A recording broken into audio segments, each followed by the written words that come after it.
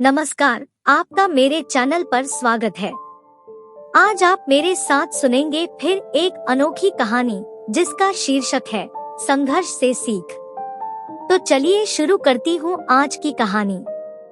एक बार एक किसान हर कभी आने वाले आंधी तूफान, ओलावृष्टि, तेज धूप इत्यादि से परेशान हो गया, क्योंकि कभी कभी फसल ज्यादा खराब हो जाती थी। इसलिए वह परेशान होकर ईश्वर से शिकायत करने लगा। किसान बोला, आप ईश्वर तो है, लेकिन फसल को कब क्या चाहिए इसकी जानकारी नहीं है। जिसकी जरूरत भी नहीं होती है वह भी देते रहते हैं। इसलिए आपसे मैं विनती करता हूँ कि आप मुझे एक मौका दीजिए, मेरे कहे अनुसार मौसम कीजिए, फिर हम सब किसान अन्न के भंडार भर देंगे। ईश्वर मुस्कुराए और बोले, ठीक है, आज से तुम्हारे अनुसार मौसम रखूंगा। किसान खुश हो गया। किसान ने अगली फसल में गेहूं की बुवाई की। उसने जब चाहा तब धूप मिली, उसने जब चाहा पानी मिला। पानी की तो उसने बिल्कुल कमी नहीं आने दी। आंधी, बाढ़ और तेज धूप तो उसने आने ही नहीं दी। समय बीतने पर फसल बड़ी हुई। किसान भी बहुत खुश हुआ कि इस बार शानदार फसल दिख रही है।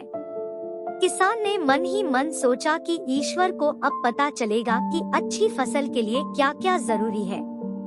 फालतू में ही किसान को परेशान करते रहते हैं। किसान फसल काटने के लिए खेत पहुंचा। गेहूं के पौधे की बालियों को हाथ लगाया तो उसके पैरों तले जमीन खिसक गई। उसने देखा कि किसी भी पौधे की बालियों में एक भी दाना नहीं था। किसान दुखी हो गया और बोला, हे ईश्वर, ऐसा क्यों हुआ? क्योंकि मैंने तो सब कुछ सही किया और सही समय पर किया।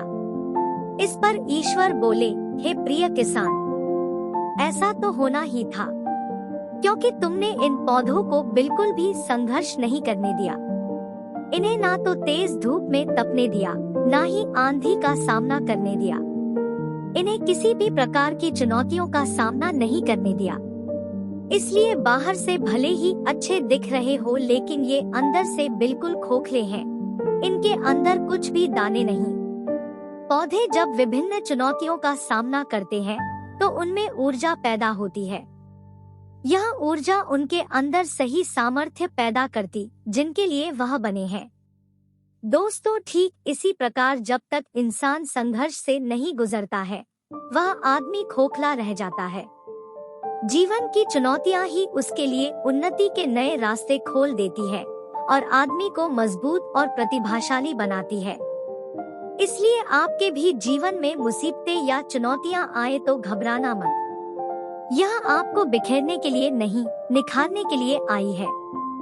आता ये कहानी खत्म हुई और अब आपको इस कहानी से क्या शिक्षा मिली इसे कमेंट करके बताएगा और इस कहानी को ज्यादा से ज्यादा लोगों तक शेयर कीजिए जिससे उन्हें भी ये सीख मिले, और मेरे चैनल को सब्सक्राइब कीजिए और वीडियो को लाइक कीजिए। मिलते हैं ऐसे ही किसी दूसरी कहानी के साथ में। धन्यवाद।